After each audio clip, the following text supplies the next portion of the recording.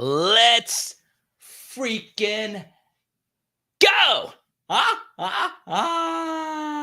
Give me some clap emojis in the chat. It's time to have a blast tonight. Normally on Tuesdays, we don't have a guest, but if we're able to get a current starter, as in a guy that's coming into his second year as a college football player, you got to love it. I want a warm round of applause for my friend and yours, representing the East Coast all the way from North Carolina. I'm not going to do the P.D. Pablo voice. His name is SLADE Roy. SLADE, welcome to PHL Nation, baby. What's up, dude? That was amazing. So you're coming into second year of your collegiate career, and now you are an LSU Tiger. Whenever you figured out you were going to LSU, what did that feel like for you? Oh, dude, it was like it was insane. I just had like the shaking of my fingers, and I just couldn't wrap my head around it. It's like I can tell you when I figured it out, if you want. Yeah. Tell us the whole story. So after the bowl game, our bowl game got canceled. We were up in Washington D.C. and some stuff happened with the old coaching staff at ECU, and so I call him and said, "This isn't gonna work out. I'm gonna have to go." And so I enter the transfer portal the next morning when we get back, and I probably around 2 p.m. I get a text from one of my kicking coaches, Dan Orner, and he hits me up and says, "Slade, this is huge. Get on the phone with me right now." And so I get on the phone with them, and he's like, "You need to call Coach Poy. He's going to call you right now." He's like, "Do not mess this up. This is life changing." And so I get on the phone with him, and he's like, "Slade, like, we want you. This is going to be life changing." And he's like, "Are you in?" I said, "Coach, I am 100% in. I'm a Tiger now. I don't care that what anyone else says. I'm a Tiger. Like, it's the best university, best football college in the whole nation." I was 100% in the second he called me. Let's go, Slade. Purple and gold to purple and gold of Baton Rouge. Yes, dude, that is awesome. I love purple is my favorite color too. So that was insane. Like, so awesome. Show him the glasses. I was gonna wait till the end. Go ahead and show him the glasses. All right. Let's go. Let's go. So we want to say hi to the Prez. That's the president of PHL, Cliff, Danny girl. She'll be your biggest fan. This is Kyle. This is Skipper. We say hi to Jared. It's hi to LA Mom all the way in East Ascension. And now we say hi to Slade. That's pretty cool, man. That I'm sure you were like, so you had no idea that it was like Coach Polian on the other end of that thing. No, but he was like, he introduced himself, and I knew it was him, but like at the same time, I was like, I don't know, he could be messing with me or could be real. And he says, "Hi, I'm Coach Polian from LSU." And I was just like freaking out. I was like, I can't mess this up.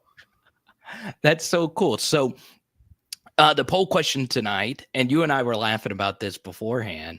52% of the poll questionnaires believe that they could get a deep snap between the legs on the first try. Do you believe that, Slade? Oh, 52%? I don't know. It depends what type of athlete we're dealing with there. I mean, it depends what type of Tiger we're messing with. I think, okay, here's my thing. Let's say the person has to put pads on and they have to do it. No way. Changer. I'm saying less than 10%. The 10% has to have had experience already. With pads, that's a game changer right there. Yeah, it's so great. So before we get into what you're currently doing with the LSU football program and your daily regiment, let's actually walk through your life. You were telling me beforehand that you grew up in North Carolina and you ended up going to ECU. So walk us through your childhood. Did you play a bunch of sports and your high school career and whatnot? So I've always been in North Carolina my whole life, growing up in Charlotte. And so ever since I was probably 5, I've always played baseball. Okay. And so my whole life I played baseball, travel teams. I played catcher, first base, pitcher, third base, like anything. I would not play outfield though. I was not that athletic to play outfield. I was stuck to the infield. But so I had played baseball my whole life, like growing up. I never played football. So I'd always like flag football. I played flag football. I was a quarterback when I played flag football. But like nothing that would relate to long snapping or like anything specifically football wise. And then going into high school, baseball started to kind of wear off on me as the practices became longer and harder. And so one of my really good friends was on the football team. And I was like, I want to play football, but I just don't know. I don't know if I'm that type of dude that can go out there and compete with these guys. And my dad's watching ESPN one day, and they're saying, like, if you want your kid to go to college for free, teach him how to long snap. And he gets me outside. He gets me outside with the ball, and I go out there, and we just do like 5 or 10 of them. And I get it, and he's like, that's pretty good. So he's like, we're gonna do some more. And what do you know? Like 2 weeks later, I'm out there on the football field snapping to my boys and pads and just having fun playing football. That's so interesting. So you just to reiterate, it was your dad. 100%. That is, I probably would never like I am like I don't know how I feel about long snapping before I got into it. I probably looked down on it. But once I started doing it, I was like, dude, this is actually like, it's kind of important. And like this goal that I have to go to college for free. Now obviously my goal is bigger. I want to go to the NFL. Huge. Like this is my opportunity right here. that is in freaking sane. Now, before we get into LSU stuff, you shared with me a pretty interesting anecdote about right now the world's best athlete from North Carolina, Steph Curry. I want you to share this story because it reminds me so much of me going to basketball camps. All right, so we were talking about Steph Curry, and I actually have like an arm sleeve signed by Steph Curry in my house. In my house somewhere is a Nike arm sleeve that I got from winning the camp. Back when it was like him, Seth, and maybe like one of the Duke coaches that was with Seth, and then Steph was with him as well. And so I was like, I don't know who this dude is. He plays for Davidson. I was like, I got this arm sleeve from winning the camp, and I was like, can you sign this thing? And he goes and signs the name, and then I just tossed that thing in my room somewhere. I probably haven't touched it since. And then like I'm just sitting there one day, I'm like just looking back on it, I said, that's that dude that's in the finals right now. That's the dude that's on the arm sleeve? So we got to find that sleeve. That's so funny, Dave. When I'm going back home, I'm looking for that thing. That's the first thing I'm doing. You better find it, Dan. So now you get that call from Coach Polian. You have a first good year with the Pirates of ECU, and now you're here. What are your first impressions of Baton Rouge? So I was like, when I got here in January. So when I got here, I came here with all the mid-years that came in. And I was like, my first impression was I was walking into that building. I said, this is first class stuff. This is nice. Like, this is not what I'm used to. And this stuff is amazing. Best of the best. So I was blown away immediately. Yeah. And now that you're here, I mean, North Carolina's got great food, but I'm sure you've been blown away. Oh, I can't even, like, whenever one of my friends or family asks me, like, what's the best thing about Louisiana, the first thing I say is food. The food here is so good. And I haven't experienced, like, I'm just going around town, like, trying stuff. I haven't experienced the best of the best, and I haven't found it. I might find it in the three more years I have left here, hopefully. Yeah, that's good, man. And we get to Danny Girl here. Thanks to Cliff, president of PHL, dropping a super chat, showing some love to not only Slade, but the PHL movement. Danny says, we have a baseball team too. Do you pitch? And the second question Danny has for you, what is your game prep music? So pitching might have ended, my pitching career might have ended a little while ago. After I took up took off a couple batters' heads, but we're not going to talk about that. Wait, took off what? You didn't have good accuracy? Oh no, I was just throwing thing. I was just throwing it and hoping it went over the plate. It didn't go. It didn't go over the plate much though. So they put me behind the plate to catch them. Oh, you were a catcher. Okay, good. And then what is your game prep music? So like, I'm not like the biggest music guy, but I'll toss on like any type of rap music that'll just like that gets your blood going and get you hyped up. Because when you're walking out there and you hear the fans, like that's more than any music will do. And when I'm like in that game setting, I'm like probably one of the most hyped people on the team, just jumping around because like I'm out there having fun, you know, like I'm having a ball out there. Yeah. And do you know anything like I'm sure growing up, you know, being in a big market city like Charlotte, college football isn't as big, obviously, as it is here. Were you familiar with the traditions of the SEC, in particular LSU, growing up? And do you know anything about the traditions now that LSU has to offer? So I was never like really familiar with the specific. I'm not gonna say that word because I'm not gonna say it right. The specific things like Right. of the traditions. Yeah. But like I knew like in general, like I would watch my dad. He played football in college at Williams. It's a smaller college up north of Massachusetts, which is also purple. They're the Purple Cows. So shout out Purple. So he was huge football guy. So we'd always have football on, like watching college football, college game day. So like I would see what like a regular person would see, but I didn't really dive deep into that until I got here. And like you can really see like the traditions and like how big like a traditional school like LSU is and like how those traditions matter. 100,000 plus screaming fans, Slade. Dude, I'll just be driving in the car, like just listening to like some music, and I'll just like think, and I'll be like, dude, I'm so excited for that game, the first game, just to run out there and it's gonna be unreal. I'm so excited. That's great, man. That's great.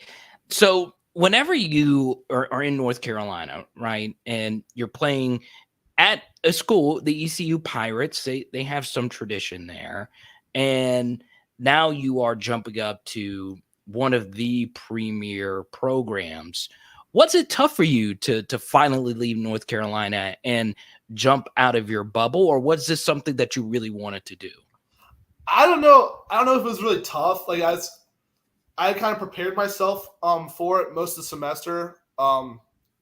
After what happened at ECU, like I knew I was going to leave because I kind of got screwed over.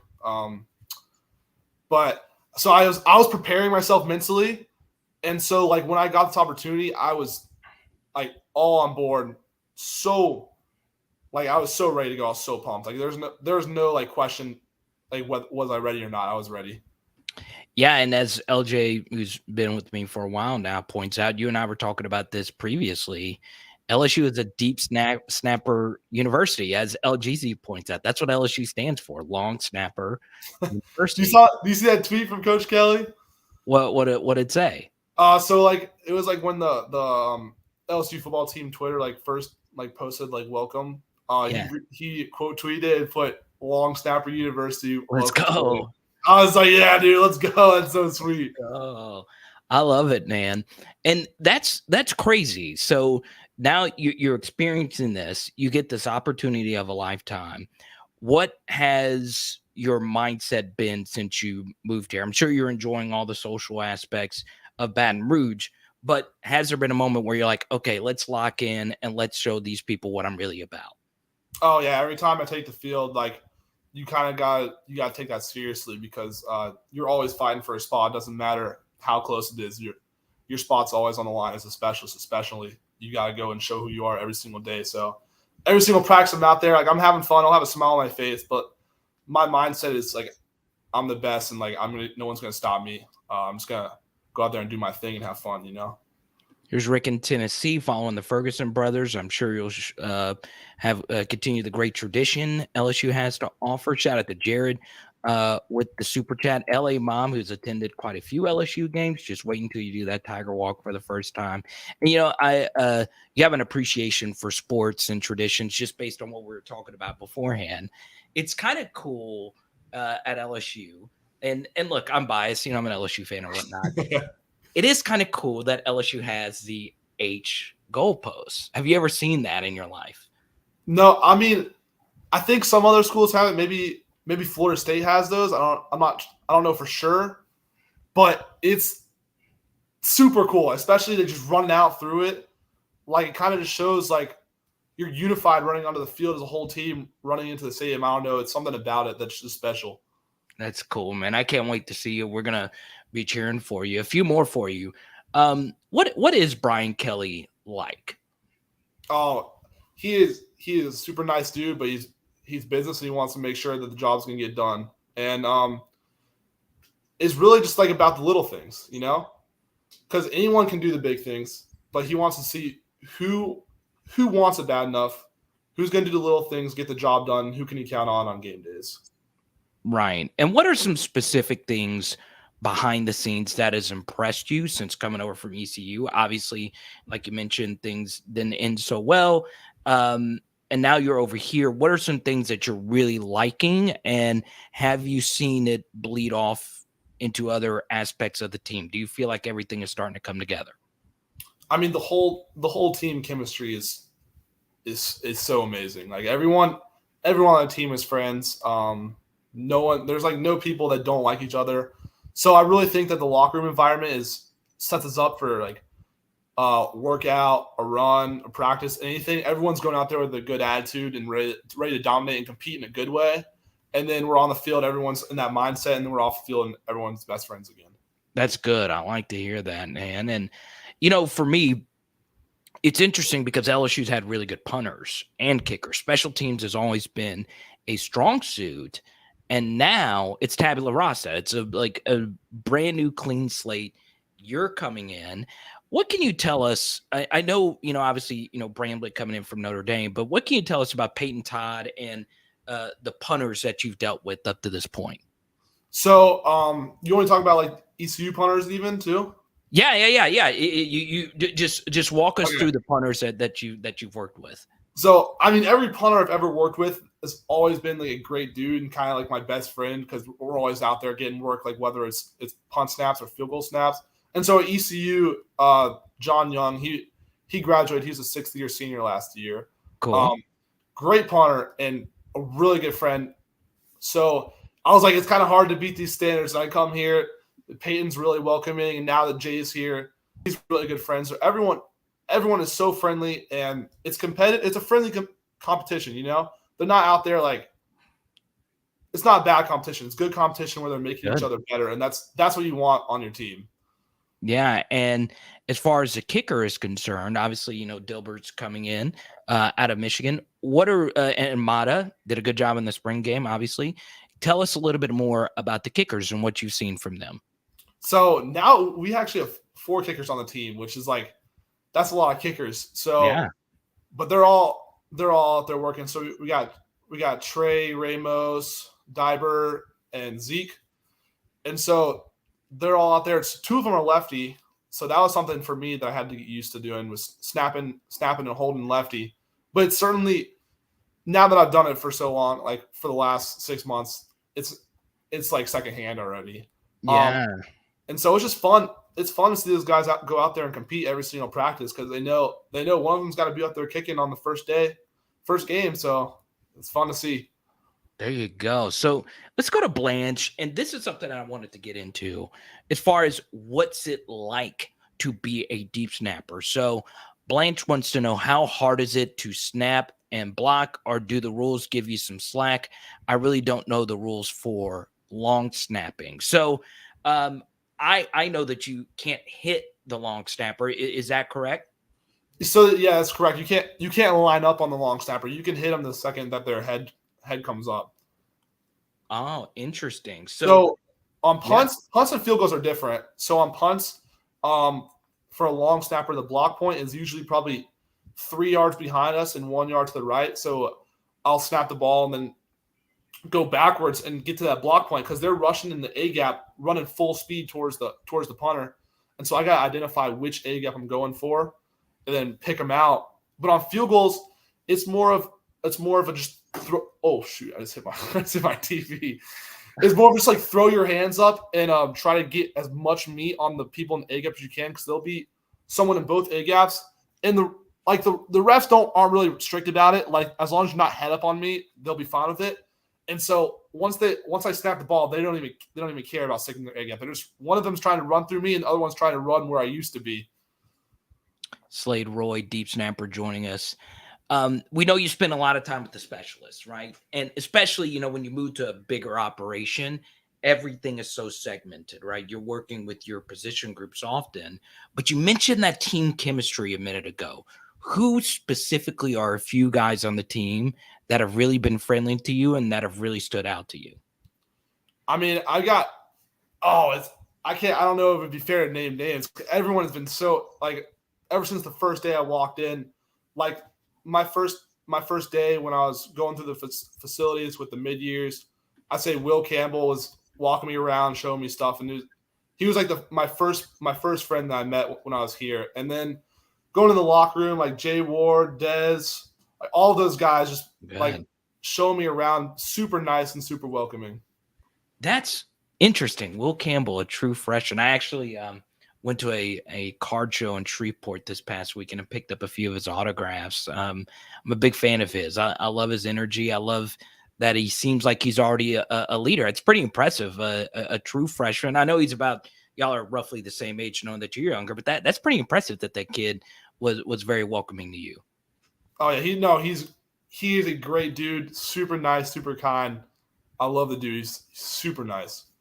Yeah, and I'm sure, like, when you're playing at ECU, you're around good athletes, right? Everyone that plays Division I college football, whether you're a Power 5 guy or whether you're a non-Power 5 guy, you're a pretty daggum good player. You were the dude at your high school.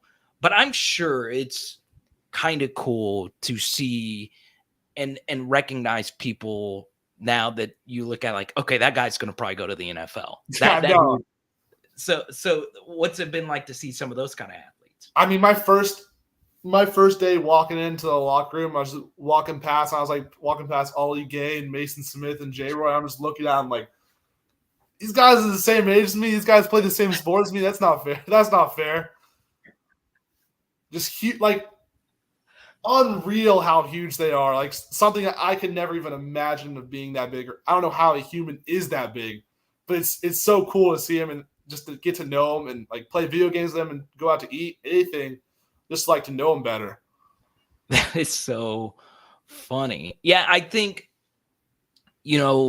people forget like how huge these human beings are. And they're 18, 19, 20 years old. And you're a deep snapper. I mean, look, you're an athlete too. I mean, let me ask you this.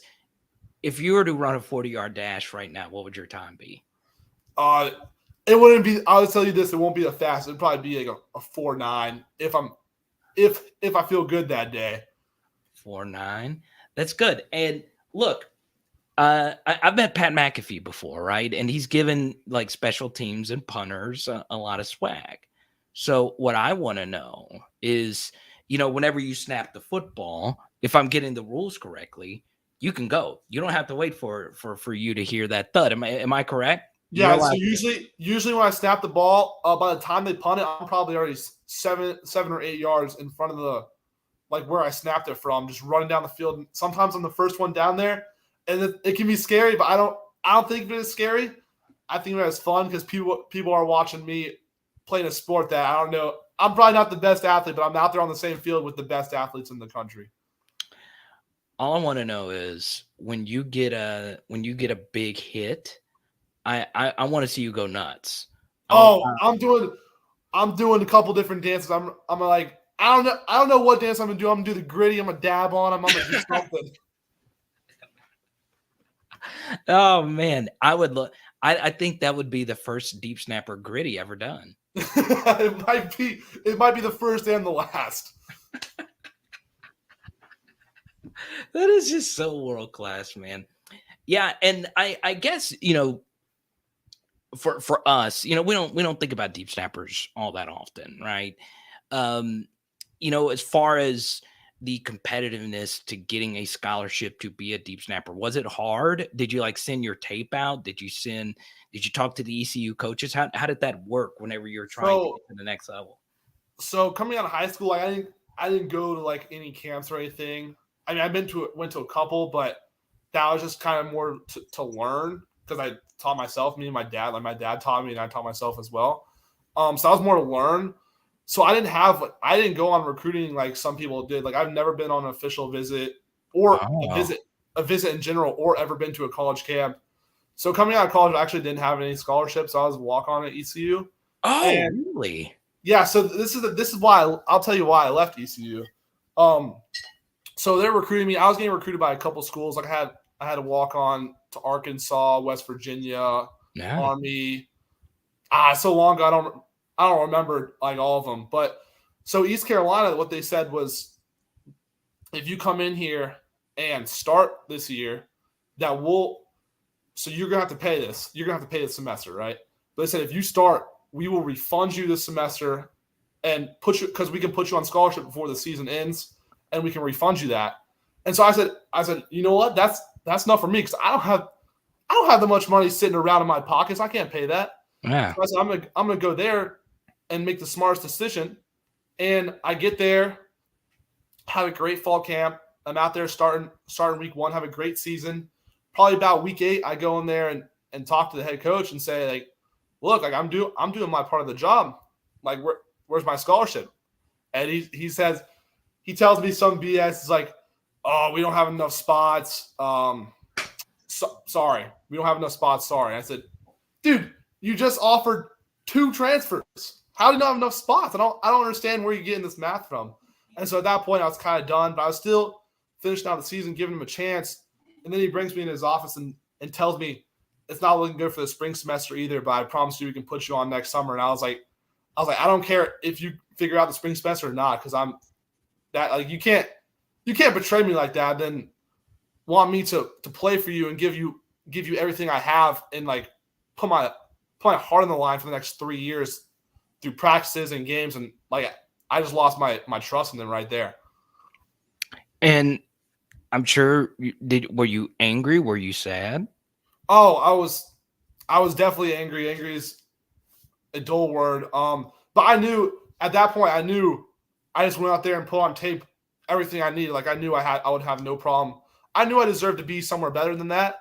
I knew it was just because I didn't have any recruiting. I've never been to a college camp. No one knew who I was. And like as a specialist, if no one knows who you are, you're kind of screwed because you can't show anyone anything if no one knows who you are. So at that point, I was like, I got this tape. I'm fine. Like I'm not really worried. I'm not stressing about it. Like I did what I need to do, and I know I'm going to end up somewhere better. So it was kind of like a win-win situation at that point. That's nuts to me, right? No disrespect to ECU, but they screw you, and you fall into one of the greatest college football programs. 100%. I was like, this is God's plan. Like I'm just so thankful for God putting me in that situation. I mean, freaking Joe Burrow played at LSU. I can't name. I know ECU had a running back in the NFL. Chris Johnson, right? Or no, not Chris David Johnson, right? Or no, it was Chris Johnson. It was CJ2K, really? Yeah. Yeah, he's a really cool dude. He actually showed there a couple of times. Really cool dude. CJ2K was a pirate. Yeah, that's crazy. I love that. I've always loved the purple and gold. I just love pirates. I don't know why, but that's crazy to me. And you're sitting in the transfer portal. Did you walk to the ECU compliance office and say, "Hey, I need to put my name out there"? No, I literally just called him on the phone. Like after the bowl game, I was like, we probably got back at maybe like 1 a.m. I packed my stuff in my car. Me and my friend like pack my stuff up, and I drive home, and the next morning so I had already called the coaches that night, like when we were on the bus back from the bowl game.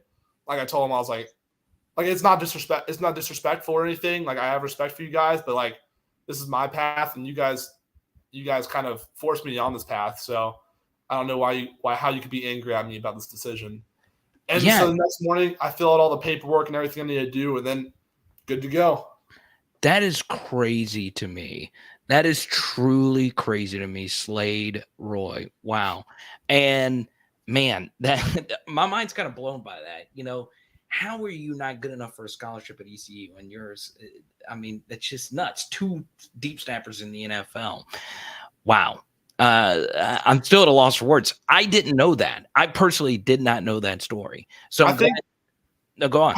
I think it was one of those things like where he had a lot of pride and he thought he was good enough and he was good enough to keep me there, and that I wasn't like smart enough to see what he was doing to me. But like realistically, like everyone on the team was telling me they're like dude, he's playing you, and I was like I know. Yeah. So we're talking a minute ago about Jeremy Hill, and he's taught me a lot about betting on yourself. He, in his position where he was as an LSU player, he bet on himself, and it worked out for him. And you did the same thing, man. Because look, a lot of people understand. Because someone asked a minute ago, is it easy to get to the NFL as a deep snapper? Give us your insight. Do you think it's easy? Because it seems like it's not, because guys keep their jobs forever. I don't think it's easy because personally, you got people in the league that are snapping their like 14, going on their 14th year. So it's one of those things where, like, if a position opens up, you can't mess up. You got to take the most of the opportunity and win it. So it's kind of luck, but also if you're good enough, you'll be noticed by a team and you can potentially take one of their spots. So it's definitely not easy because there's only 32 guys doing it. So you got to be the best 32 in the world to do it. And so that's my goal, is just here at LSU to get as good as I can and to get seen in that way, so I'll have the best opportunity to go to the league. I love that. And I'm sure when you're sitting in that transfer portal, you're like, God dog. Was there any doubt? Like, did you feel pretty good that you were going to land somewhere? Oh, I knew that there was a chance I was gonna downgrade. I knew I was gonna upgrade. I said nowhere, and I was kind of excited. It's kind of like I was playing the lottery, just seeing what I win, because I was ready to go play football. That's what it was. There you go, man. I absolutely love your attitude. I'm getting a lot of people saying this is one of our best interviews. We really appreciate how energetic you are. You're going to fit right in with the LSU culture. This is the most energetic fan base. Now, a lot of people know that I could try my best to be as objective as I can about LSU. I've gone to all the other fan bases and stuff, and a lot of SEC schools have energetic fan bases, but man, you are going to freaking love being a Bayou mother effing Bengal, baby. I'm telling you, dude, I've loved every second of it so far, and I'm so excited for the future. There you go, man. Look, here's Aaron right here. This kid is full of pride for LSU. I love it. So once you hit the gritty after knocking someone out, once again, we can't have a targeting penalty, right? No targeting. Wait, it's got to be. Coach would be angry if I cost us 15 yards right there. Yeah, you got to have a good, clean hit. All I want is, look, I'm very lucky to have some cool sports memorabilia. I've never in my life had a deep snapper game worn jersey or game worn cleat. I need either one of those signed by you. Can we make that happen? Oh, 100%. I got you. Let's go. Let's go, man. I freaking love it. So, so really quickly before we let you go, this is a question that I always get badgered about to ask potential guests. What is your daily life like? What is it? You walk me through your schedule today. What is tomorrow like for you? How early do you get up to work out? And what are the workouts like for you? Walk us through the day in the life of Slade Roy, new LSU deep snapper. So tomorrow is actually not an awful day because we don't have to wake up early. I'm going to wake up, probably sleep in until 9 and just get some homework done, go do my classes. But tomorrow we're doing the team run, so that's at 4. We got a team meeting at 3 before that. But the team run's always fun. People are going out there and competing, running. It's kind of like competitions. We have our SWAT teams. And so it's kind of competitions in between the SWAT teams. But then, like today, I had to wake up. I woke up at 6, showered, went to the facility, worked out at 7, and then we had a run after that. And then I came home, just went back to sleep. I was so tired. It's hard waking up at 6. I'm not used to it. I'm used to it since I've been here. Yeah. I'm adapting to it. But I always needed to go back to sleep some more. And then we had practice at 1:30, and it's always fun to get out there and throw some footballs between your legs, And Yeah. we had mental training after that, and then dinner. And now I'm here. And what's mental training like? So it's actually really cool. We brought his doctor in, and she kind of walks us through these 8 rules. And so we finished rule 6 today, and I have this notebook that I keep in my locker, and it's just kind of like mentality and thoughts and how to control your emotions and just make sure you're in the right mindset for the right moment so you can go and dominate that and have the confidence you need. People forget that mental aspect, right? Trevor Moad, who just passed away, was Russell Wilson's, mental coach. That's so key to have that. And I'm sure like all the technology of the locker rooms and like the virtual stuff, has that blown your mind? Oh, it's insane, dude. It's like I'm not used to it, and I'm just so thankful for it. So it's so cool to see. That's good, man. That's absolutely good. I do want to bring this up. Okay. Did you know LSU is the only school, according to Jared here, and I remember this play, LSU is the only school where a punter has been called for a taunting penalty.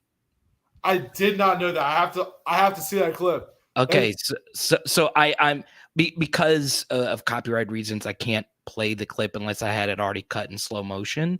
It's pretty epic. So LSU had a punter from Australia, and his name was Brad Wing, and he played at LSU in 2011, and that was, of course, LSU's last undefeated season before 2019. Now, of course, we lost in a national championship game, but still, Brad Wing was a big piece of the team.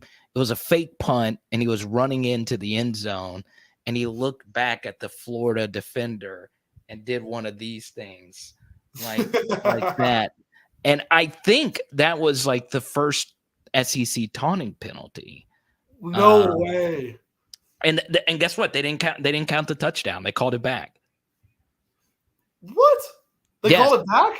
They called it because you can't taunt before you get into the end zone. So it was a 15-yard penalty. So a fake punt. Of course, we destroyed Florida because no one likes Florida. But that was it. You need to go watch that clip right after this is over. It's the most epic clip of all time. I'm not gonna lie. And Brad Wing was like the swaggiest punter to ever walk the face of the earth. Sorry, Pat McAfee. I won't fight you over because Pat McAfee would beat the living daylights out of me. But still, Brad Wing is still the GOAT punter. So make sure you go check that out. I'm going to let you check that out. I know you got an early morning. Slade, you are a friend of mine. I know we just met virtually. I can't wait to get this game worn autographed jersey to go right next to the Jay Hill uniform. Tell Jack Besh I said hello. And yeah, man, is there any last words you want to give Tiger Nation before we let you go? I just want to thank you so much for having me on the show. It's been a pleasure. And Tiger Nation, I love you. You guys are the best fans in the whole country. Go Tigers. Let's go, Slade. Let's go. Let's go. I love it. All right, buddy. We'll talk soon, man. Thank you. Thank you for having me. All right, I'm gonna shoot you a message. I got something else I want to share with you about that Brad Wing play, and we'll talk soon, man. Okay, thank you. Bye. All right, buddy. See you, bud. It's good stuff.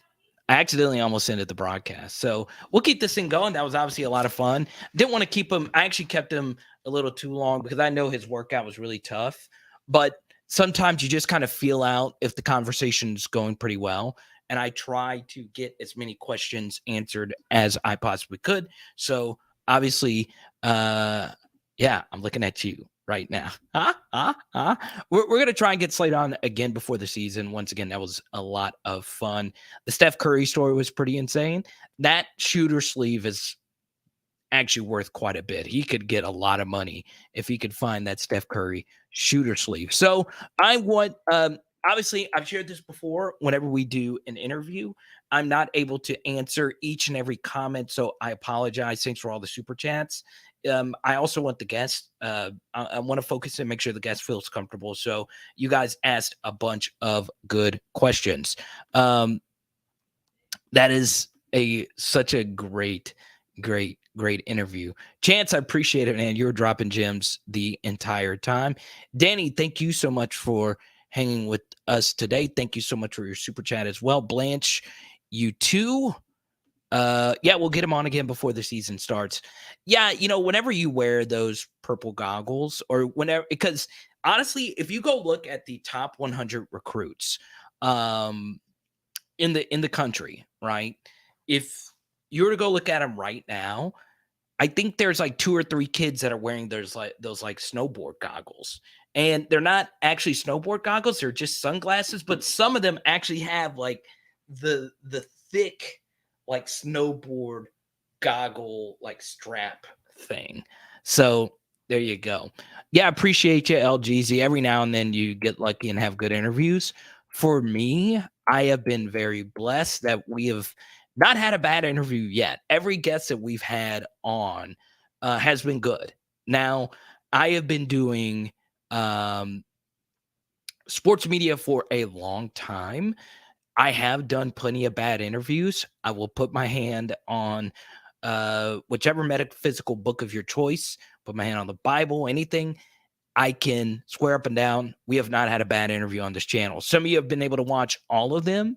We are very lucky to have, obviously, Jay Hill, Van, and I am proud to announce next Tuesday. Actually, I don't know if I should spoil who our conversation is going to be with next Tuesday. We got a freaking legend coming on the show next Tuesday night. I might go ahead and spoil it. Why not? Next Tuesday, Charles Alexander will be on the show. I was going to wait, but we are doing running back week. So on Sunday night, we're going to be launching running back week. It's deep running back content. Remember this. I know we're all about the quarterback, and it is a quarterback-driven society, and the quarterback has always been the most important person on the team. But LSU's most iconic offensive position has been running back. If you go all the way back to the 50s, okay? Go all the way back to the 50s. It's always been a running back school. Always, okay? Now we are more a wide receiver school, and obviously Joe Burrow turned this into a quarterback school. So Charles Alexander will be on next Tuesday night, and he's going to give us a history of what it takes to actually be a great running back. So that should be a lot of fun. I'm really looking forward to it. He is the second Cincinnati Bengals running back we'll have on. I wonder who the first was. I have no idea who the first one was. But still, we will have Charles Alexander, the freaking great, on here. It's going to be tough to follow up on that Slade Roy interview. But yeah, we had a good time. Yeah, I think, honestly, I think I could pull off Burt Jones. I think I could, right? I don't want to put the cart before the horse here. But it's true. You could see that kid was full of LSU pride. No, not Corey Dillon. Come on. Are you kidding me? Huh? I wonder who it could be. I wonder who the first Cincinnati Bengals run. I have no idea who it could have been. My mind slips me right now. It's good, man. Yeah, LA Mom, pretty excited about Alexander the Great. Not every day a college football Hall of Famer jumps on the channel. But if Corey Dillon wanted to jump on the channel, I mean, you can't say no to Corey Dillon. Are you kidding me? Now, we'll say this. Corey Dillon was not Tom Brady's best running back. Okay? Comment in the comment section right now. Who was Tom Brady's best running back? Oh, I'd love to have Jacob Hester on. I know he does a morning show all the time. I don't know Jacob too well. I've interviewed him before for Bleacher Report, and I've met him a few times in the press box. I'd love to have Hester on next week for running back week. I'd love to get as many running backs on next week for running back week. I would love a current running back. I have no relationships with any of the running backs, so I don't. I'd love John Emery to jump on, though. We're going to be talking about John Emery a lot next week. So there we go.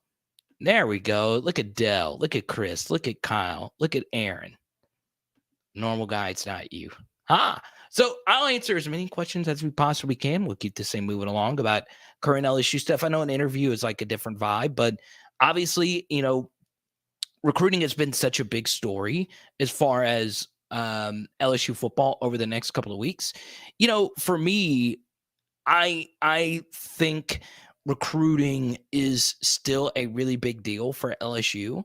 Now, there is something very interesting that a 247 reporter, Andrew Ivins, put out there, that LSU is more in it than people would think for Jalen Brown, the 5-star wide receiver out of Miami.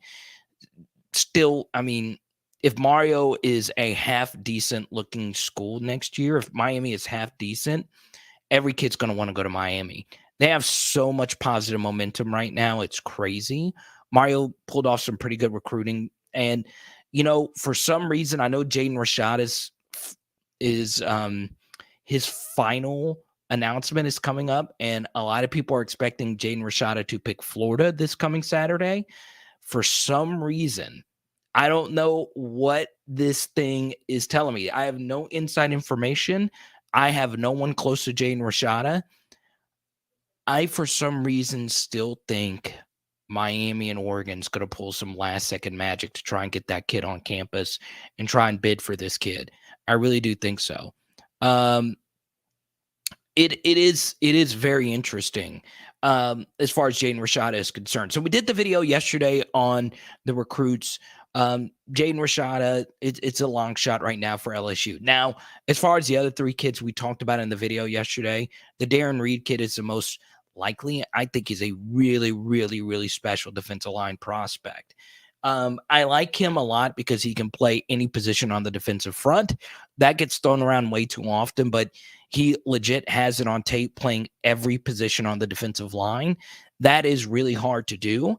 Coming from a high school defensive lineman that couldn't play any of them well, he's good at all of them. And he's very athletic, has a great motor, good kid. That would be massive, especially considering Louisiana right now doesn't look like it has a ton of defensive linemen. So that would be a really nice pickup. And yeah, now, Christian Gray, the corner, and Jackson Howard, who is currently visiting LSU as we speak. Let's hope for the best. One's a corner, obviously, and one is an edge and or tight end prospect. We'll see what happens there.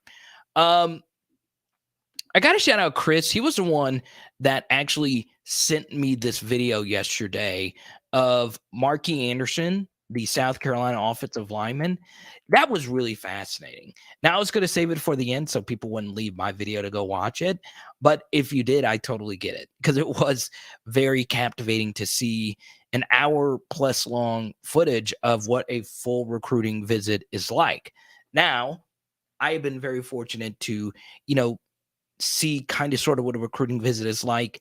I've had recruits send me like Instagram stories of cool things, not necessarily LSU, but other schools. Most of the recruiting visits are normally done pretty well. Like, they roll out the red carpet. They give you the absolute best food because they have to, because they know all the other schools are doing it. But I will say this, as far as that video is concerned, LSU's coaches did come off really well. Now, LA Mom, don't watch it just yet. Stick with me for a little bit, okay? So yeah. Don't do it, LA Mom. Don't leave me. Don't leave me. But it honestly is really, it was really good. I was captivated. It's hard to get me to watch a full hour-long recruiting visit because I'm used to seeing, it's what you expect it to be. But it is it's very interesting. Okay, Danny Girl is throwing out all these Twitter names. Let's see. I would love Jacob Hester to be on. But yeah, I will also say this, right? Any LSU running back that wants to come on running back week next week, shoot me a DM. If you played running back at LSU, hit me up, right? What's very interesting is when I was doing more research, like I was learning like where Richard Murphy was. I saw his LinkedIn profile, and apparently he's done really well for himself past his career. I really enjoy doing all this research on running backs. It's fascinating, the ones that succeed and the ones that don't. Something I saw it's very interesting. I want everyone to welcome Shane to the channel. Shane and I are buddies now. He was at the Shreveport show this past weekend. And show some clap emojis for Shane. Let him feel welcome. He has one of the coolest Terrace Marshall collections I have ever seen. Obviously, we are big TM6 fans on this channel. We love every LSU football player, but TM6, he had an iconic celebration. Man, I missed that. What is it? Am I doing it right? That's good, man. That's good. What is it? Terrace Marshall was iconic, man. It's funny, right? Terrace Marshall scoring the last ever touchdown of the legendary 2019 season. And a deeply religious man, meant to be, all that stuff. Like, his story is just so interesting. Like, if you go look at his recruiting journey and the injury, and Shane, you were familiar with him from the stories you were telling me this past weekend, breaking his ankle and all that stuff. That kid is truly a special, special kid. So that's good. We want Shane to feel welcome here. Let's see here. Yeah, Kyle, I'll address this really quickly. So I've had a few of you send me this message, and I talked about it very briefly in yesterday's video. Okay. Yeah, and Terrace Marshall, if I were to ever get him on the channel, he would never badmouth Sam Darnold, but really give this guy a quarterback, right? Like, what's interesting? One quick thing. It's very interesting that so many LSU wide receivers have made Pro Bowls, okay? So 4 LSU wide receivers, well, 5-ish wide receivers have made the Pro Bowl, right? You don't include really Jamar Chase because he didn't get to play in the Pro Bowl, but he was still recognized as a Pro Bowler. So 5 LSU wide receivers have made the Pro Bowl in the past decade, okay? What's really interesting about each and every one of those wide receivers is none of them made the Pro Bowl with good quarterback play, okay? Jarvis Landry was making the Pro Bowl with Miami Dolphins' Ryan Tannehill. Odell Beckham was making the Pro Bowl with older Eli Manning, okay? I don't think anyone would ever consider Eli Manning like a top 10 quarterback in the NFL. Now, he won 2 Super Bowls, and he should go into the Hall of Fame. But Eli was the best one because I think Jarvis might have made one with Baker Mayfield. And then Kirk Cousins, who's a good quarterback, not top 10, a good quarterback. Justin Jefferson's made it to the Pro Bowl. Freaking DJ Chark made it to the Pro Bowl with Gardner Minshew. Just give Terrace Marshall a decent quarterback. Sam Darnold? Really? Sam Darnold? Please. Please, somebody get TM6 on the mother effing Bengals right now.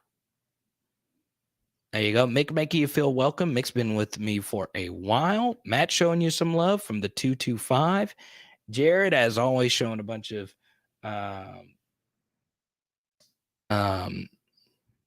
love. That's good. Yeah, Chark is with the Lions. I hated that move. I think if he finds a way to go to the Packers or the Chiefs, are you kidding me? DJ Chark?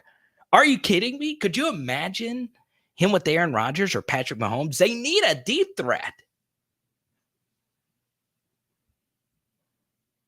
But yeah, none of the wide receivers were made it with a decent quarterback. But I digress. But still, what was I saying a minute ago? Oh yeah, by the way, feel free if you want to get a question in, feel free to super chat, Venmo, Cash App, all that good stuff. Also, if you want to join the PHL T-shirt club, all you gotta do is follow the instructions down below. We have all sizes. I've already sold out of all the mediums. I don't know why we've had so many mediums out there. Medium used to be like the least selling shirt. Now it's been the most selling shirt. So I'm getting more of those in stock. currently shipped to me right now, but all sizes are currently in stock right now. Everyone wished Aaron a good night. Aaron, thank you as always for the super chats. Let's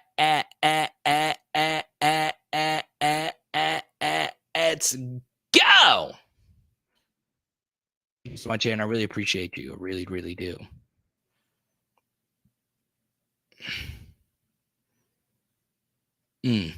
Jared Goff, trash can water.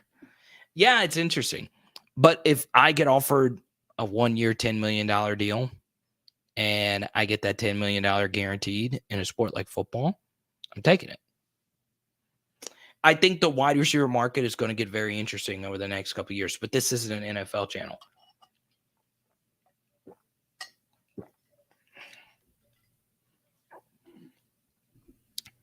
Let's see here.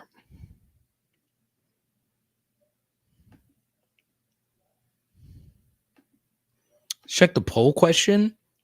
I think SLADE kind of talked y'all off the ledge here, that you guys could not complete a deep snap. That's good on your first try. SLADE thinks most of y'all could, but if you actually put pads on, it'd be a lot different. There you go. What's up, PHL crew? Carter, I received my shirt, book band, and wow, I love the cards, especially the JJ and Burrow combo card. Yeah, that one was kind of tough to let go, but you asked for a Justin Jefferson card, so I sent you my favorite Justin Jefferson card with Joe Burrow on it. I did get a few more Joe Burrow cards, so if you do get a PHL shirt, I will send you a Joe Burrow card. I'm going to be honest, it's not going to be one that's worth $1 gazillion. I'll also be very honest with my sports card portfolio. I am priced out of the Joe Burrow market, and it's just how it is. Shane's in the card market. He'll tell you, you got to have some deep pockets to really build a nice Joe Burrow collection. Now, I could sell all of my Tyrann Mathieu collection to get one really nice Joe Burrow card. That's how high his market is. And you guys have seen some of my Tyrann Mathieu cards. So when I hopefully one day sign the big DraftKings FanDuel deal or whatever it may be that, you know, makes me have a little more money, I will build a Joe Burrow collection. But I do have Joe Burrow cards to give out. So if you do want a Joe Burrow card, as many of you know that have gotten shirts, I throw a bunch of different cards in there. It's not just Joe Burrow, it's everybody. So there you go. JJ, Chase, and Marshall. Well, if you get another shirt, I'll send you all three. I'll send you a rookie Chase. Why not? Well, all his cards are rookies right now, but still. Yes, I only, as a joke, only sent Jared a Brandon Harris card. Well, hey, Jared, look, Shane's in here right now. Shane went to Parkway. Brandon Harris was a bad dude in high school. He like, honestly, we've done a breakdown on this. His high school statistics are in the upper tier for like senior quarterbacks. Like he was in the Joe Burrow, Ryan Perrilloux tier when it comes to senior production. So the fact that he just didn't work out at all was very shocking. I know this is an excuse, but I think it's a valid one. I don't think for all true freshmen it's good playing quarterback. I also don't think it is good to be a true freshman quarterback and play for Les Miles, because that is not a good developmental offense for quarterbacks, right? This is a good question, Cliff. I won't get too deep into it because, of course, I do the football card show. So this is interesting. So Joe Burrow, if you get a card in his LSU uniform, more than likely it's going to be cheaper than his Bengals uniform cards. But what makes him very valuable is that he was just in the Super Bowl. Now, what makes a card more valuable than another, obviously, is the condition of the card. What type of card? Is it autographed? Is there a patch in it? Is it Panini? Is it licensed? There's so many different things. Is the auto a sticker, or is the auto on card? We'll have Andy on, my football card co-host, pretty soon. We'll have him back on just to check in on your collections. And as many of you know, I've sent out a lot of my best cards, right? Now, my best of the best cards, are still right here. Those will always stay in my PC. But I still have a bunch of patches I'm going to give out. I have a Leonard Fournette patch. I've been trying to give out of a patch of a jersey that he's actually worn, not in a game, but before.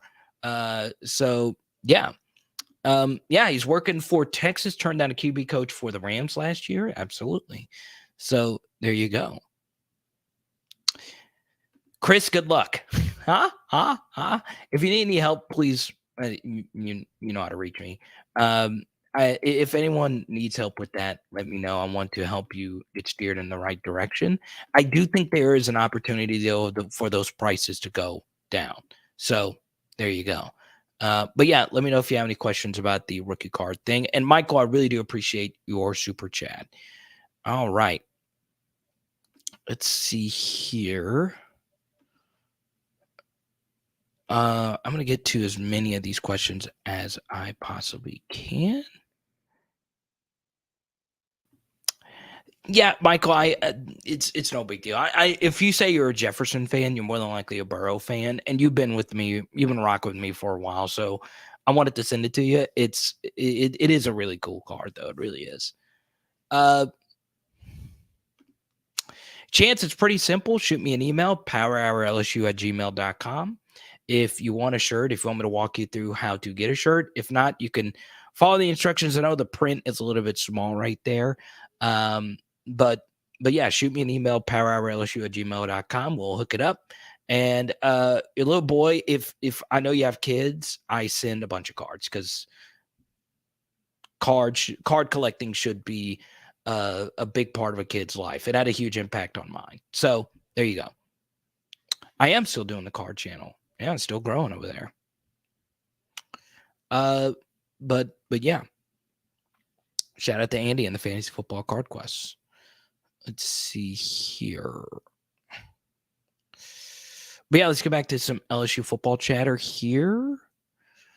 I wanted to get into this really quickly. There we go. Just got here you go, Jacob. There you go. Oh yeah, so I sent the Forex. I appreciate it. Thank you. I really do appreciate you, Jacob. Thank you. Chris says he's wearing his PHL shirt right now. So I want to get into a few other LSU stories. Obviously, recruiting is a big thing. SLADE talked about, everything right now is pretty run of the mill. What you're expecting to happen right now at LSU is what's happening. Guys are working out. They're not prepping for Florida State just yet. The players aren't. That install is not going to happen for a while. And this is also a thing. And Chris has brought this up plenty of times as well. This is not a week 1 game for LSU. This is a week 1.5-ish game for LSU for a few reasons.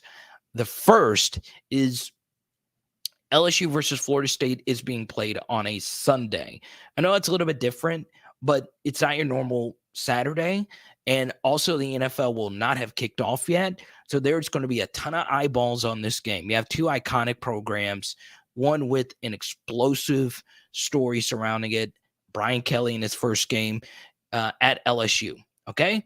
The second thing that's really big about this game is the reason why I call it 1.5-ish is Florida State is playing week 0. Okay. So why does that matter?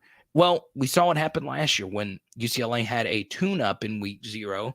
They did look the more in-tune team. Come to find out, they were actually just a team with, a competent game plan. We just weren't prepared. We were not playing at a championship standard.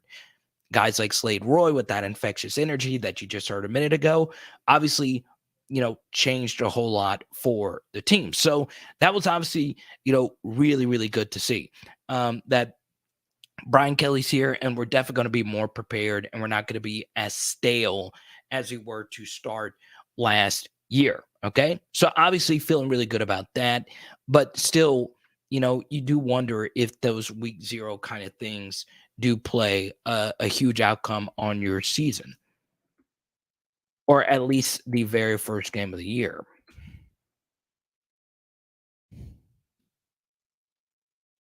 Let's see here. Oh, good, Greg. It'll be up right at the end of this. So there you go. Thank you so much, Jacob. I really do appreciate you. I really appreciate it. Here you go. Mark McGuire, Don Mattingly, Daryl Strawberry. There we go. Cardinal, Yankee, Met. That's good. Oh, good, Greg. You're here. Greg, like our guest, Slade is always getting those workouts in. That's good. I'm still running like 3 times a week, but I still eat bad. I'm a sucker for cookies. I had some lo mein tonight, so there we go.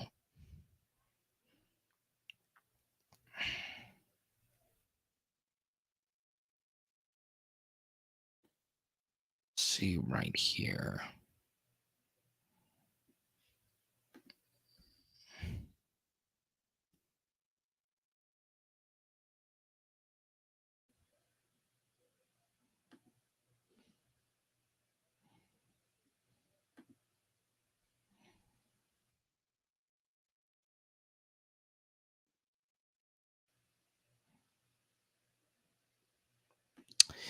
That's true, Rick. Obviously, the name that draws the most attention there would be Shelton Sampson Jr. Look, Florida State's gotten close on a few of these Louisiana kids. Obviously, a few years ago, the Destin Hill commitment, they were in it for Kendrick Law, and now they're in it for not only him, but Ricky Collins has also made recruiting visits there. So there you go. LA Mom, if you got to go knock out, go ahead and knock out. Enjoy yourself.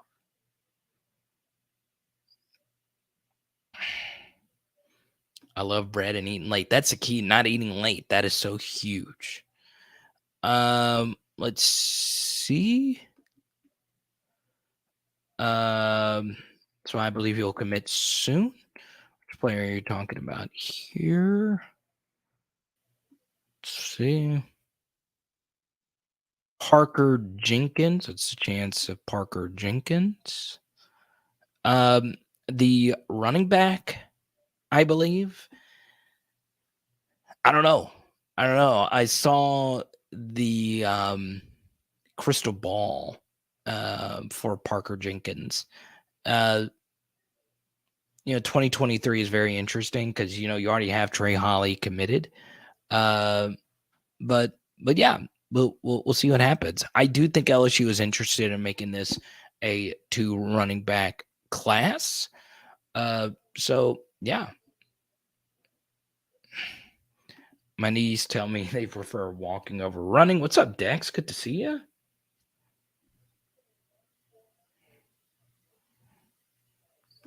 Good to see you.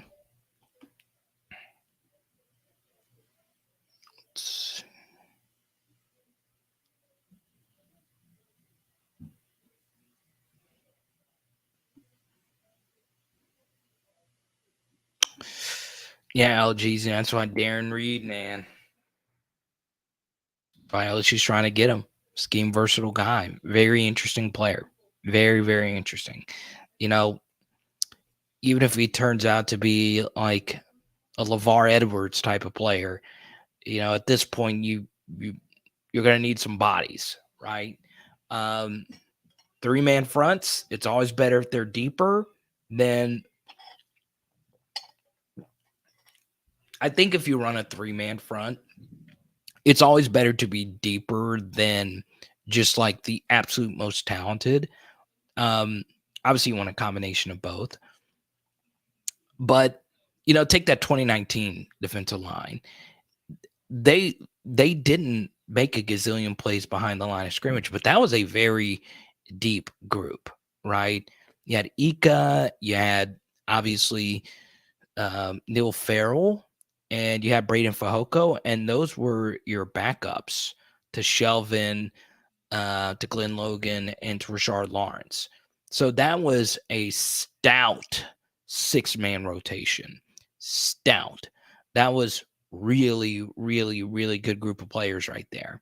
And you also got to factor in those guys stayed even fresher because LSU played in a lot of negative game script situations because we jumped out the big lead. So, having those stoppers be deep was critical.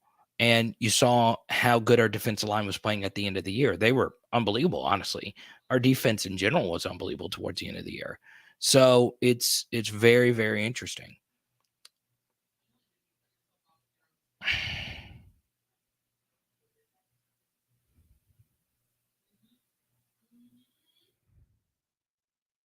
The rest of your life.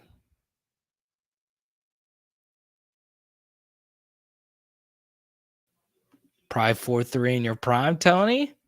Tony the Tiger. He was great.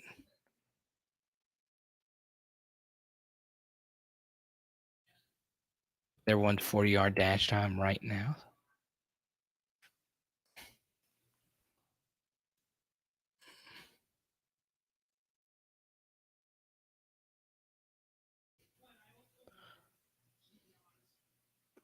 Five nine's not bad for right now.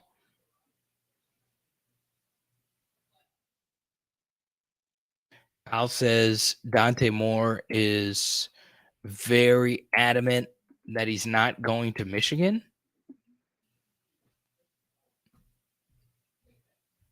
Interesting. Rick says they measure my 40 time with the sundial now. Oh, man. Dante Moore is not going to pick Michigan. Very interesting. My heart will shatter if this kid picks Texas A&M. I don't think my heart could handle Texas A&M, right? I don't think it could, right? So I'll share some thoughts on. God, we have a lot of people in here that said they could run 4.3s before my knee. 4.3s fast. Like Jamar Chase, in a full year of training for the 40-yard dash, didn't play his final season. Jamar Chase, who is as optimal of a football athlete as you're going to find, ran 4.38, and I've seen two different people say that they ran 4.3s. And Aaron went to bed. He told me he ran a 4.3 as well.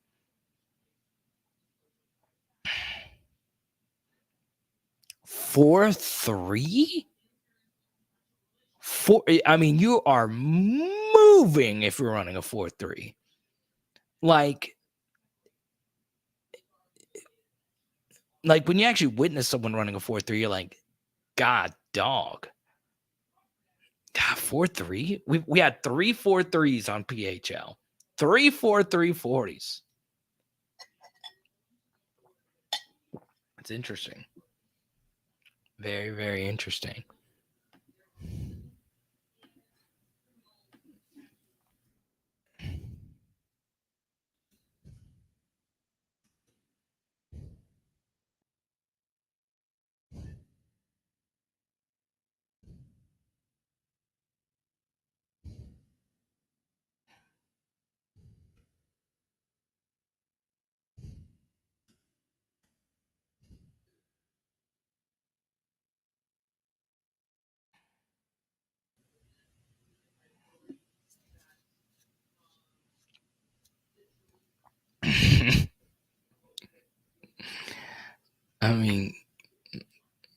I mean, that is hauling. Chris says 4.39 and 4.42 were my 2 clock times.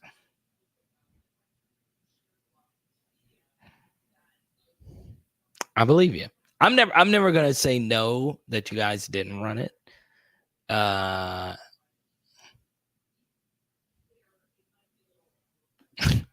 Rick, I ran a 4.3 once and I woke up. It was all a dream.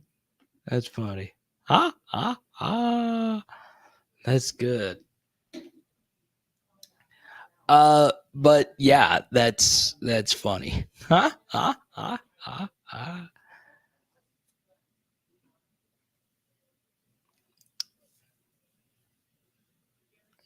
Rick says I ran an 11 flat in the 100. Truth. Now that's rolling. 11 flat in 100. I'm guessing that's probably a little bit more attainable. 4.3 is fast. Like the 40 is hard because you've got to get at top speed quick.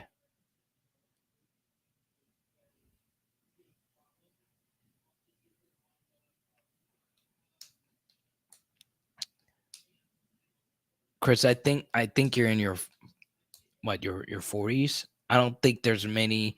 I think 0.00001% of humans that are in their 40s can run a 4.4, much less a 4.3. 11 flat in the 100, I could see that.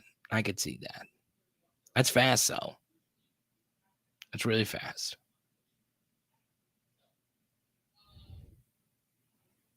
I'm telling you, that running back, 3-star running back out of Louisiana that is currently that is currently committed to UL. That kid is 215 pounds, and he runs a sub 1100 meter. I would not mind him being a part of LSU's class. Even if he doesn't play running back or linebacker or something like that, that is an athlete. If you're 215 pounds and you run a sub 1100 meter, that means you can freaking roll.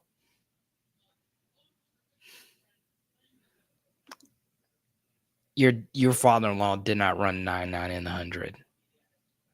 Your father-in-law did not run 9.9 in the 100. That's obscene. That is a lie. Not a sub 10 second 100 is Olympian. Like that is really freaking ridiculous. I think I would believe a 4.3 before a sub 10 100 meter. I don't know if it's more common. Now it could be, but you're 9.9 and that is unreal speed.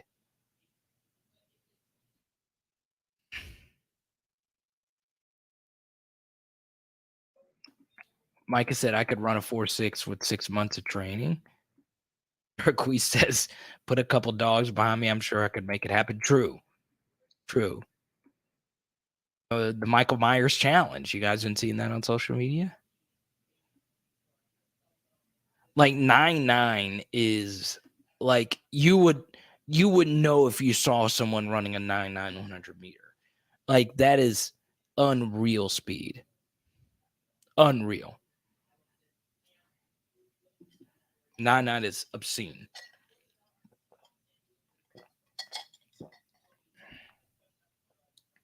I think Holiday could do that, but not any of us. Huh? But yeah, as far as like the Dante Moore Texas A&M stuff, my heart would shatter. It would shatter if that actually did happen. I think Dante Moore's a really good quarterback. I think mechanically he's really good. He really is. And I think, if you just watch him, and I know it's just 7-on-7, I know, but watch how quickly the ball gets out of his hands. It is out like really, really, really fast. And it's amazing how clean some of his mechanics are. Now, I'm not a quarterback mechanic expert. Could be totally wrong on it. But to me, it seems like the ball comes out really quickly out of his hands and with a lot of pepper on it. So I think he's really good. I really do. And I think that would be a monumental recruit, right? First 5-star quarterback since Russell Shepard. So it would be very, very, very fun.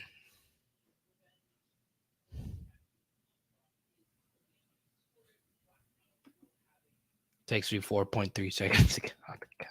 I love it. If Rashada picks LSU, Dante will.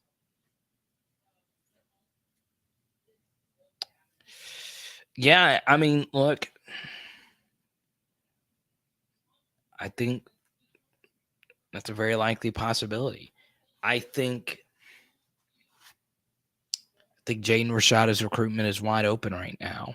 I think pushing it back just adds more mystery to it, right? If he announces past Saturday, he's probably picking Florida, right? But man, it's crazy. Now, I think I've seen this comment up a few times about the Reuben Owens to Louisville thing. Doesn't really involve LSU, but if somebody does super chat, I will talk about the Reuben Owens to Louisville thing. I do have a lot of thoughts about that. Cliff notes, he was a 5-star running back who randomly picked Louisville. So yeah, if you guys want me to talk about that, I'll chat about that at the very end. If you super chat, I'll get to it right now. Big Al, what's up, man? Good to see you. Treasurer PHL is in the building. Big Al, what's up, Pierce? You only missed like one of the best interviews we've ever had on this channel. But don't worry, right when I'm done, you'll be able to listen to it yourself. It was a lot of fun. I really did appreciate old Slade Roy joining the channel. I thought honestly going into it, I thought it was going to be pretty good. I did. For some reason, I was feeling positive vibes. I'm always just like a little, not nervous, but I'm always kind of sort of, hoping that an interview goes well, especially if it's someone that like I have never met before. But yeah.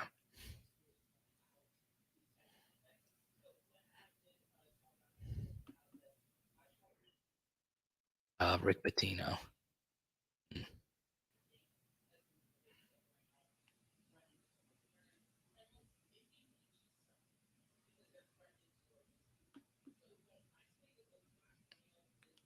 Good to see old Pierce.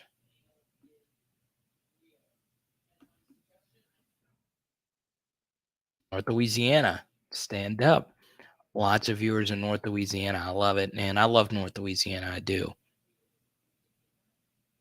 So I made the trip to Shreveport. I hadn't been to Shreveport in a while.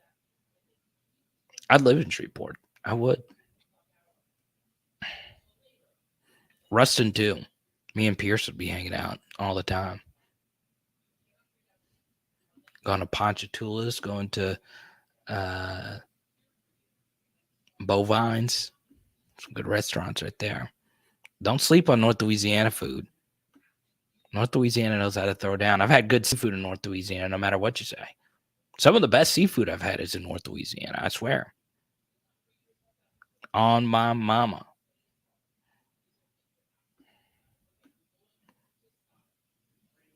See, I missed a ton of questions during the interview.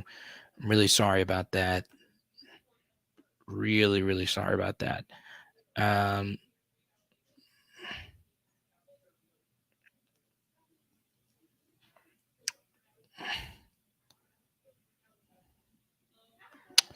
If I watch Collins today, he's been playing multiple sports because his windup is like a pitcher.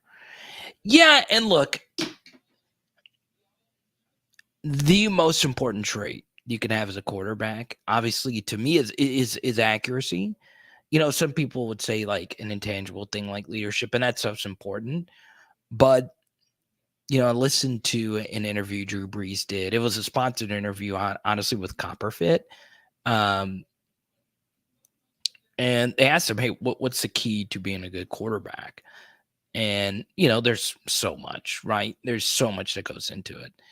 But getting the football out quick is so freaking key. Every split second matters. Every last little bit matters. Getting that football out quick with as much pace as you possibly can is huge. Absolutely huge. Get that front foot down, all your cleats in the ground, and rip that son of a gun, right? And you don't have to have a big arm. I think this destroyed Max Johnson last year. He's not a confident thrower of the football. You can have a bad arm and be a confident, anticipatory thrower of the football. And the issue with Max Johnson wasn't him seeing the open guy. We did a ton of film studies on Max. My last video on Max when he announced the Texas A&M transfer, I showed you all the throws where he's looking in the right direction, but because he just couldn't get it out quick enough, or he just didn't trust that he was going to get the football out quick enough, he didn't just rip it. So much of quarterback play is just ripping that son of a you-know-what. And it's hard. It's really, really hard when there's 300-pound guys coming after you. And, they're throwing such exotic coverages at you. It's really, really hard. There's a stat for running back week for you. LSU is the only school in the SEC with 3 players in top 10 career rushing yards: Falk, Hilliard, and Alexander.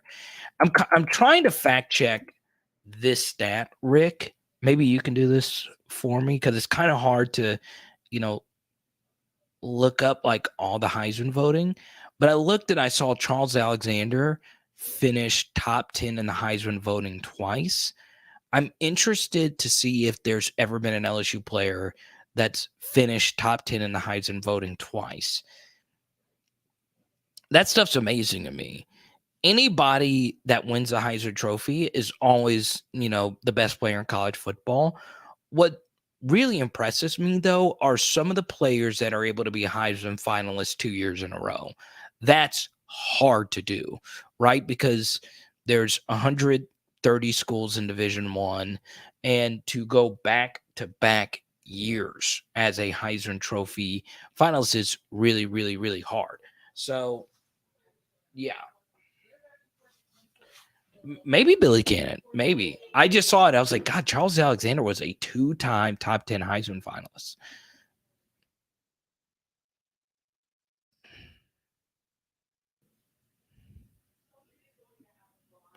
Will Anderson next year? Very well could be. Yeah, LSU players, top 10 Heisman finalists back-to-back years. I'm very interested to see if there's ever been one.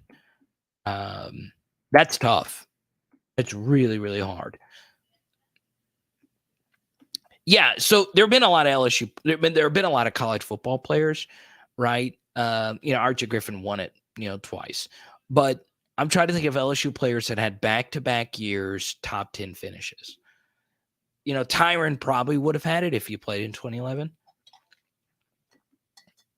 Badger only once in 2011. How many players had back-to-back top 10 Heisman finalist finishes? I was thinking, no, because he wouldn't have gotten any Heisman votes in 2009.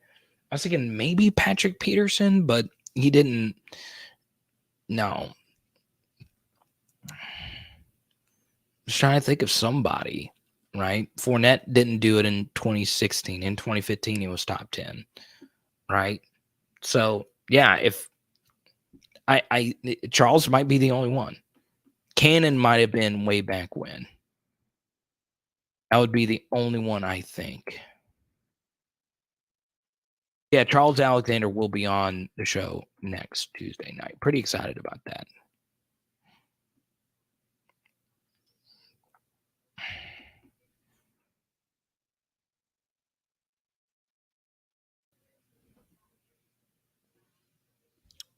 But yeah, there we go.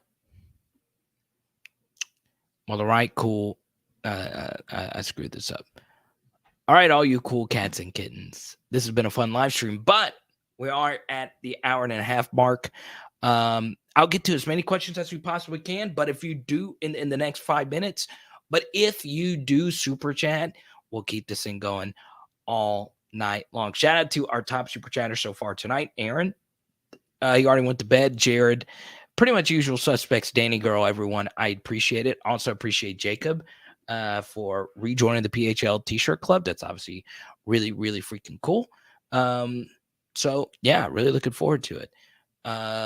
Dex is also a member of the 2 T-shirt PHL club. There you go. I feel like Pegasus is going to join the PHL T-shirt club.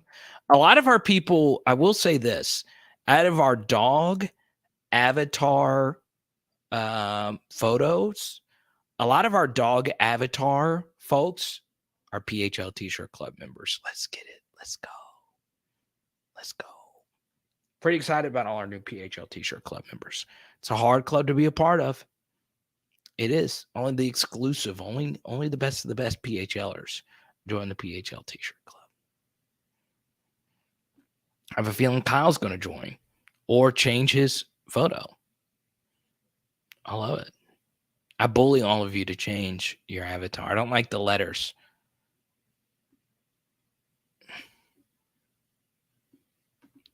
Jacob's hitting the hay.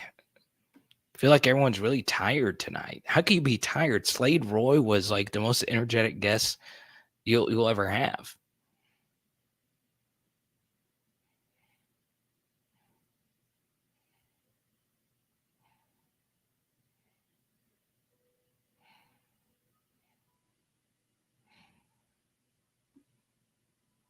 Carrie, it's all good. If you super chat, we'll keep it going.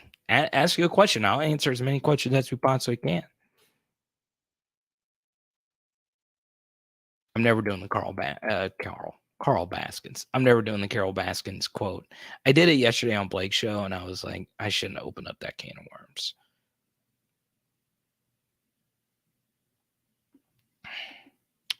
So Miami is his last visit. So Rashada for sure is going to Miami. Uh-oh. Kyle says he's joining the T-shirt club. Jewel, good to see you. LA Mom, I like that. I like it. You can wear your PHL T-shirt club shirt to work. Oh, you know what song you could sing when you wear your PHL T-shirt? Okay, here's a dad joke.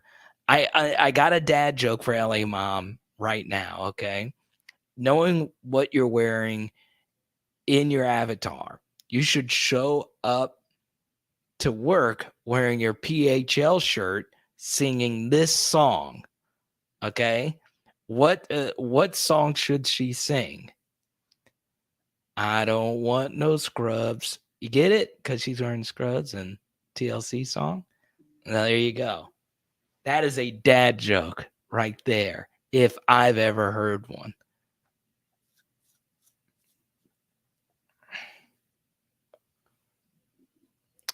Hey, Carrie, trust me. I don't own a car, and when you work from home, it does make it a little easier because you're not really driving a whole lot. But since a big portion of my channel is donations, I've seen it. I've seen inflation really hit you guys hard. So guys and gals, hard. It's brutal out there. Inflation, rent, all that stuff, mortgages, whatever you call it, baby formula.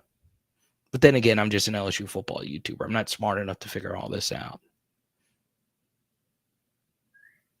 Okay, LA Mom loved the joke. That's all I cared about.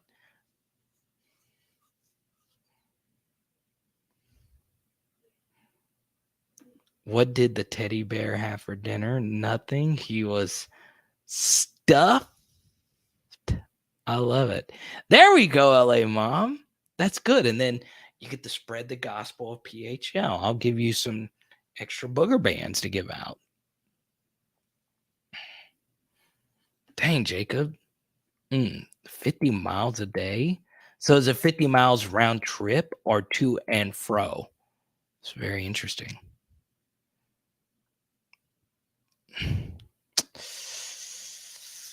This is a question I get a lot, honestly, about the Ryan Yates kid. And part of me doesn't want to answer it for this reason.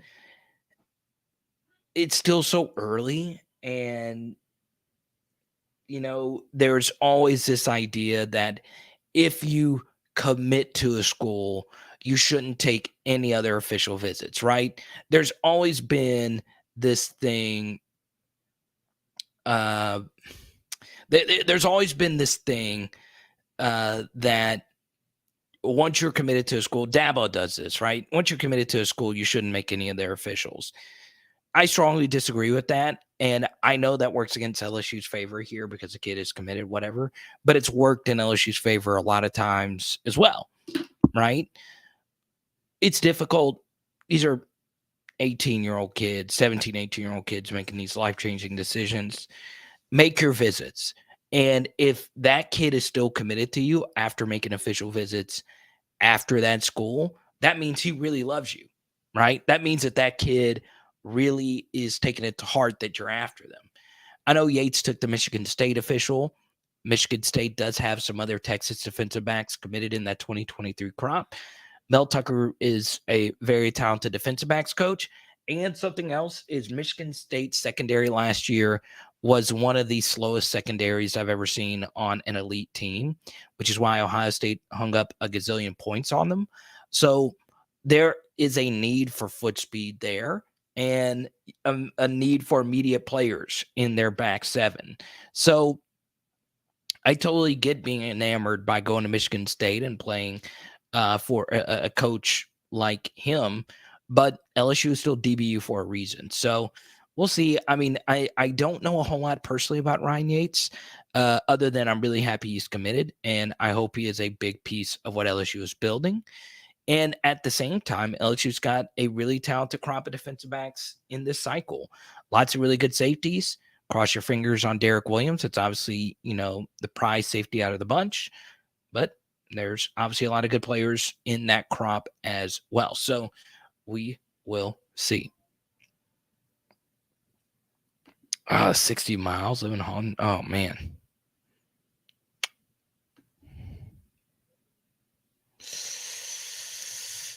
$100 yards, not 100 meters.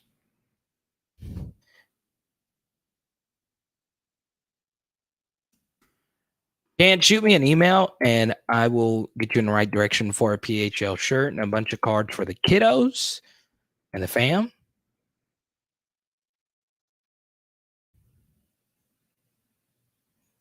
Okay, here we go. Billy Cannon finished. Thank you for doing this for me, Rick. Billy Cannon finished third in the 1958 Heisman Trophy voting. And, okay. So he finished. Okay, so he's got 2 top 5 finishes. God, that's crazy. So maybe, that makes Billy Cannon look even better than he already was, right? One of the best, of course, LSU football players of all time. Dang, that's crazy. 2 top 3 finishes. That's hard. That's really, really hard to do. Oh, there you go, Jared, showing off the. It looks like her pawpaw.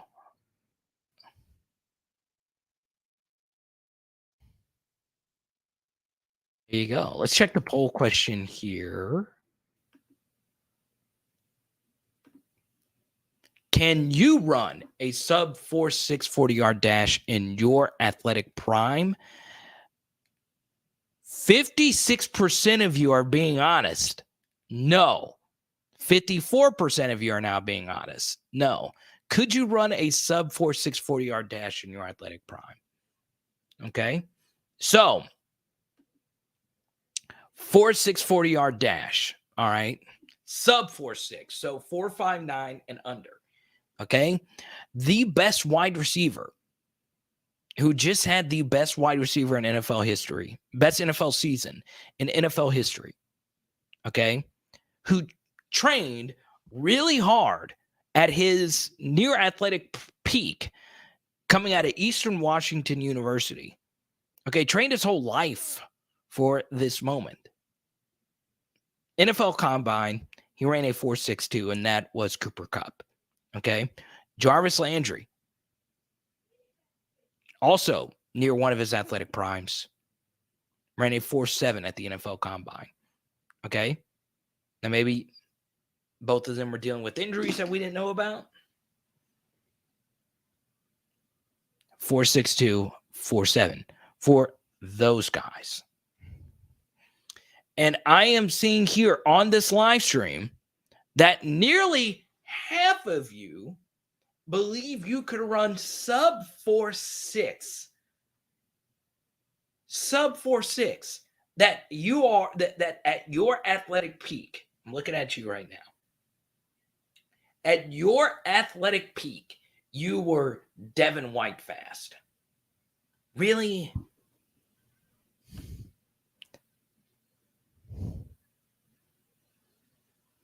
Really? Really? Sub 4.6. Sub 4.6. That is blazing. Okay? Blazing. Okay? Now, someone that I know for sure could run sub 4.6 because I've read the athletic articles. He's shown it to me from when he played, was Aaron. And Aaron, of course, went to bed already. Aaron was a big-time high school player, but had a really severe injury his senior season. He was one of the best running backs or best quarterbacks in the state, dual threat quarterback. I feel pretty good about his PHL pedigree running a sub 4.6. Okay. Sub 4.6 is moving. I know that sounds slow because when we think of 40-yard dashes, we think of like the really, really fast people is Jamar Chase, who's like a 4.38 or whatever. Sub 4.6.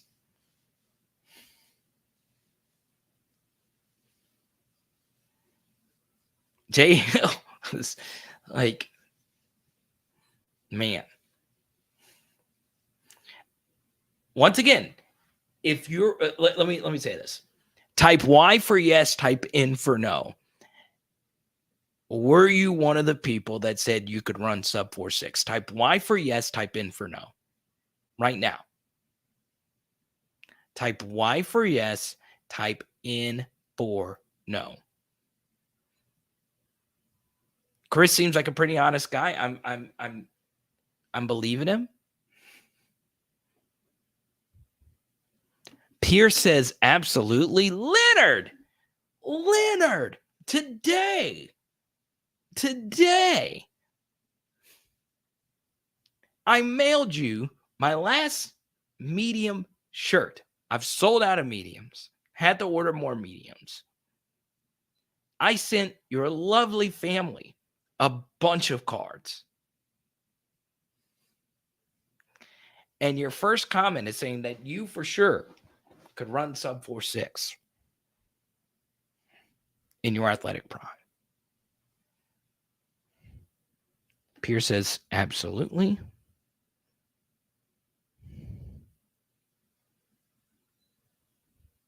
Jerry Rice ran a 4.59. Jerry Rice. Oh, man. I have two boys under 13. I had to run a sub 4.6 today. Hey, look, anyway. Look, I don't know about that, Mick. I promise you, Tim Dwight is still the fastest guy I've ever seen with a football in his hands. Tim Dwight could move, man. That boy could move. It's Trenton Holiday, Tim Dwight, the two fastest guys I've ever seen with a football in their hands. Man, Tim Dwight was crazy. That dog gonna hunt. Let's see what the poll question is. I'm not able to see like the live results. I mean, 54. I mean, that's crazy. That's crazy to me. That's absolutely crazy to me. 4.59 or below. That's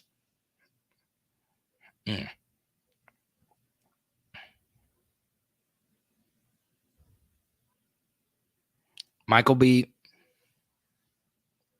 says, I was 6 foot, 170 pounds, ripped in high school and played football and ran track. Man, I miss those days. You could be all those things and not run a sub 4.59 and still be fast and still be very, very, very fast.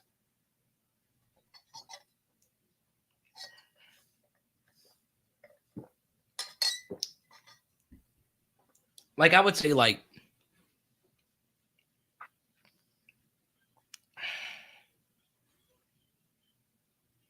I don't know. I mean, 4.59 is really fast.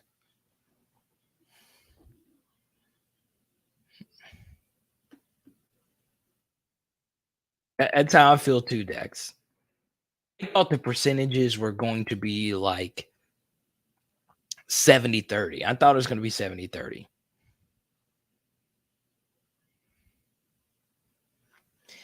And yeah, Kyle, it's kind of tough because it's a hypothetical. It's not like you right now. Can you run a sub 4.6? All right, so type Y for yes, type N for no. Do you think you could run a sub 4.8 right now? So type Y for yes, type N for no. Do you think right now in your current state you can run 4.8 and below? I'm giving you an extra 10 there. Type Y for yes, type N for no. In your current state, normal guy says, yeah, I can go out there right now. Give me some knee braces. I'm ready to go. No. Dexico says to the no. Michael B says no.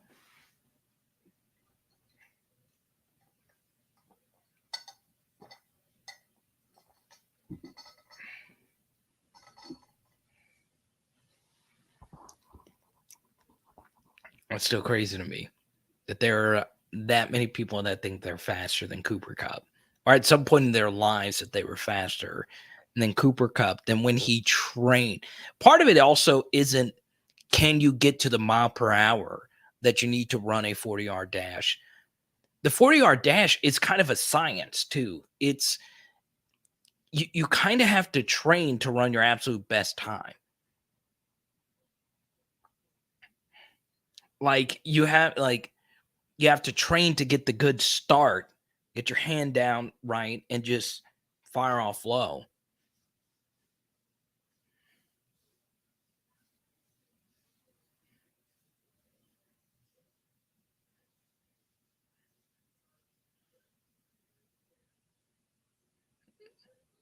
Coach said, I didn't run a 4.6. I know for sure y'all ain't ran no 4.6. That's good stuff.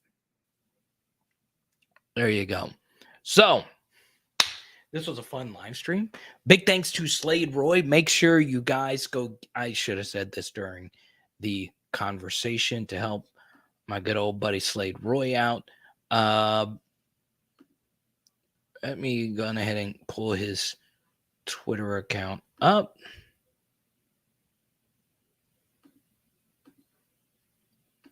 There we go. Right here. So if you can, Cliff, I know you're big on Twitter. Everyone go tweet out saying thank you to Slade Roy. Go give him a follow. He is close, actually, to 1,000 followers. Okay.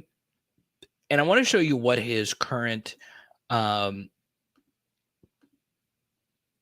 background is right here.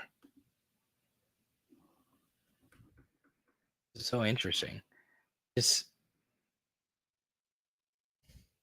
long snapper, you look at his pinned tweet. I love this team.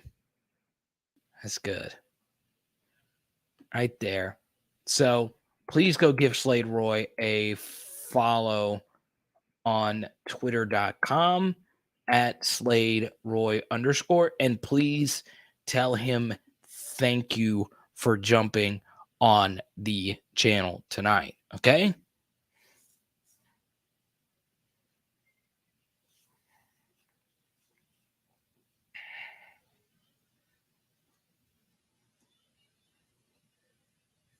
So there you go. We'll see you guys tomorrow. I don't know what kind of video I'm going to drop tomorrow. We'll be back live on Thursday. We might have a guest. We might not. Don't forget Thursday night live stream, Saturday night live stream. Next Tuesday, Charles Alexander the Great will be on PHL as a part of Running Back Week. Sunday night will be the night that we will launch Patreon, where you can get some behind the scenes PHL footage.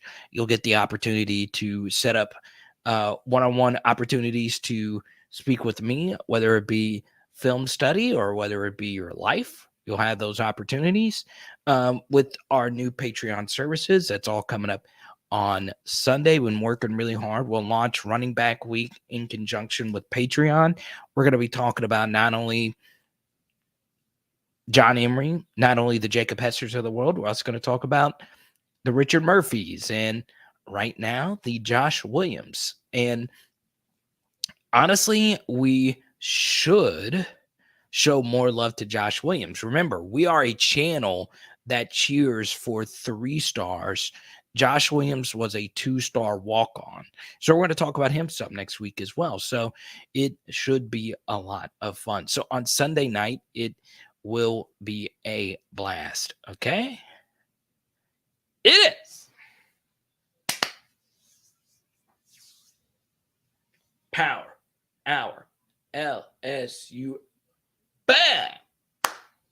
Big thanks to Slade Roy. And tonight, we're doing some low main. Let's go.